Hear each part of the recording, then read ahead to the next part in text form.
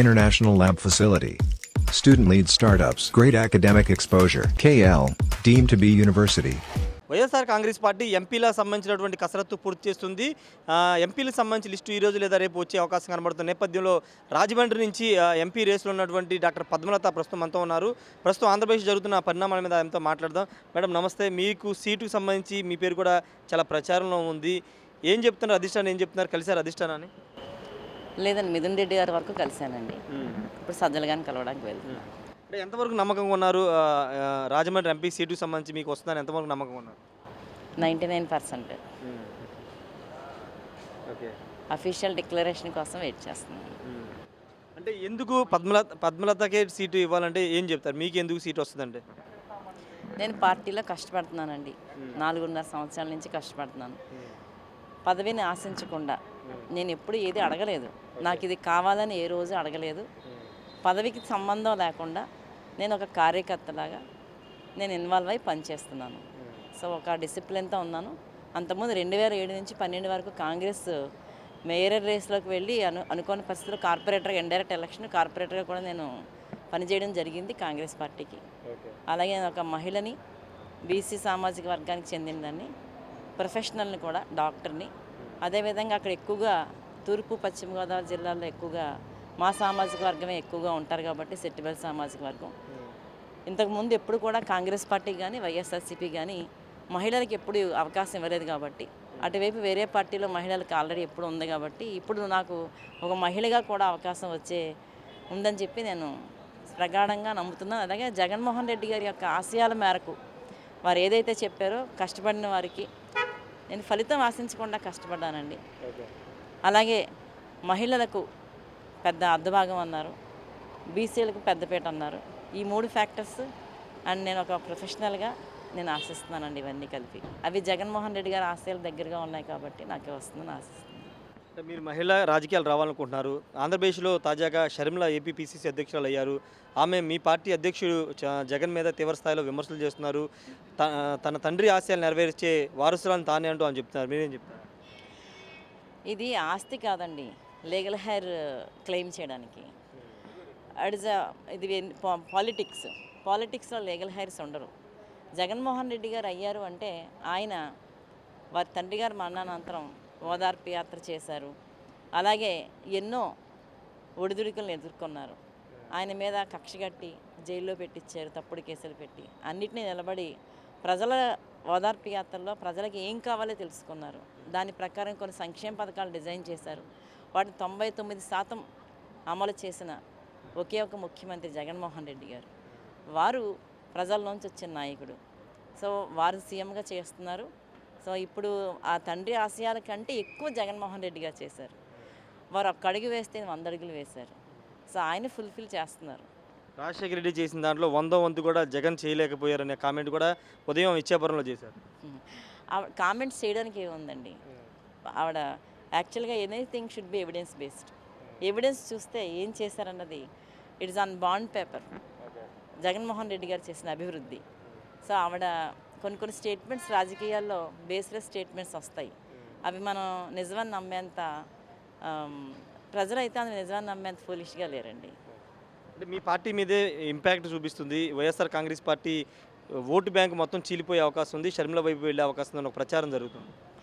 అలా ఏం జరగదండి. ఎందుకంటే అది నేషనల్ పార్టీ అండి, ఇండియన్ నేషనల్ కాంగ్రెస్. అది ఎప్పుడు వ్యక్తుల మీద ఆధారపడదు, అటు పార్టీ ఇంపాక్ట్ ఉంటుంది.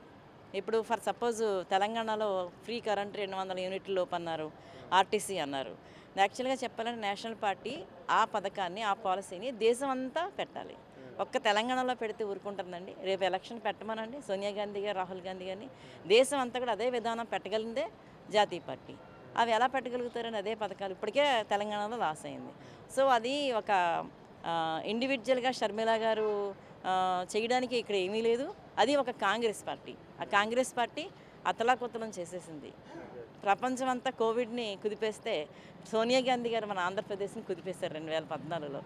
ఎవరు కూడా వారు ఎంత భయంకరంగా, అశాస్త్రీయంగా, చాలా ఇంత కూడా మానవత్వం లేకుండా ఒక డెలివరీ అయిన వెంటనే, ప్రసవం అయిన వెంటనే ఆ పురిట్లో బిడ్డని ఎలాగైతే తల్లి నుంచి విడదీశారో అంత చాలా దారుణంగా విడదీసిన వైనాన్ని ఎప్పటికీ ఆంధ్రప్రదేశ్ ప్రజలు మర్చిపోరు. ఈవెన్ తెలంగాణ వాడికే జాలి కలిగింది కేసీఆర్కి ఒక స్టేజ్లో. సో అలాంటిది ఆవిడ వ్యక్తిగత ఇమేజ్కి ఏముందని తెలంగాణలో పార్టీ పెట్టారు షర్మిల గారు. అక్కడ ఆవిడ నడపలేకపోయారు, ఆవిడకి ఏం ఫాలోయింగ్ లేదు. అంటే ఒక పార్టీ పెట్టి ఇంకో పార్టీని నిమజ్జనం చేస్తున్నారంటే దాని ఇండికేషన్ ఏంటండి? She cannot handle it. ఆవిడ అందులో నిమజ్జనం చేసేసారు. నిమజ్జనం చేసినప్పుడు ఏముంటుంది? ఆవిడకి ఎంపీలు ఉన్నారా, ఎమ్మెల్యేలు ఉన్నారా, కార్పొరేటర్లు ఉన్నారా అందులో కలపడానికి? ఏమీ లేదు. ఒక వ్యక్తిగతం షర్మిల అనే ఒక వ్యక్తి అంతే. సో న్యాచురల్గా కలిపే ముందు అడుగుతారు మాకు బెనిఫిట్ ఏంటనే ప్రతి పార్టీ చూస్తుంది, కానీ వాళ్ళకి ఏం బెనిఫిట్ చేద్దామని ఎప్పుడు అనుకోదు. వాళ్ళ బెనిఫిట్ ఏంటి? డీళ్ళు జగన్మోహన్ రెడ్డి గారిని టార్గెట్ చేయాలి. అందుకనే ఆవిడ వదిలిన బాణం, కాంగ్రెస్ పార్టీ వదిలిన బాణం షర్మిలారెడ్డి గారు. సో ఆవిడ టార్గెట్ చేయడమే ఆవిడ మోటో అయినప్పుడు తప్పుడు అభియోగాలు చేస్తున్నారు, మర్యాద లేకుండా మాట్లాడుతున్నారు. ముఖ్యమంత్రి కదా, ఆవిడకి అన్నయ్య కావచ్చు, కానీ ముఖ్యమంత్రి గారిని మర్యాద లేకుండా మాట్లాడడం ఆవిడకి తగదు. పవన్ కళ్యాణ్ ఉభయ గోదావరి జిల్లాల మీద చాలా ఫోకస్ పెట్టారు. అక్కడ ఎక్కువ సీట్లో పోటీ చేసే అవకాశం ఉంది, ఎంపీ సీట్లో కూడా పోటీ చేసే అవకాశం ఉంది. ఆయన ఇంపాక్ట్ ఉండే అవకాశం లేదా మీ రాజమండ్రి పార్లమెంట్ మీద?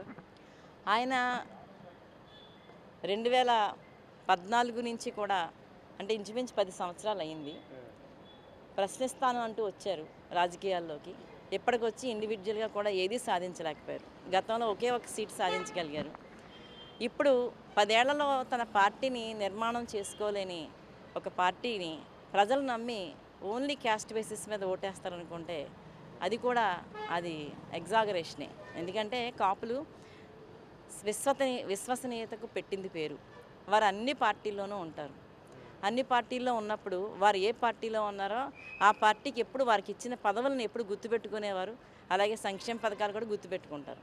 కేవలం సెలబ్రిటీస్ వచ్చి పార్టీ పెడితే క్యాస్ట్ అంతా ఒక గొర్రెల మంద మాదిరిగా అటువైపు వెళ్ళిపోయే పరిస్థితి అయితే కాపుల్లో లేదండి. వారు విఘ్నతతో ఓటేస్తారు. జగన్మోహన్ రెడ్డి గారి యొక్క అభివృద్ధి సంక్షేమ పథకాలు ఖచ్చితంగా అందరి హృదయాల్లోనూ చేరుకున్నాయి.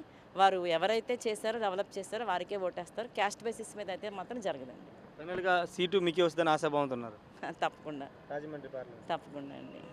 Okay, all the best madam. మొత్తంగా చాలా ధీమాగా చెప్తున్నారు. ఖచ్చితంగా రాజమండ్రి పార్లమెంటు స్థానం తనదే అని చెప్తూ ఉన్నారు.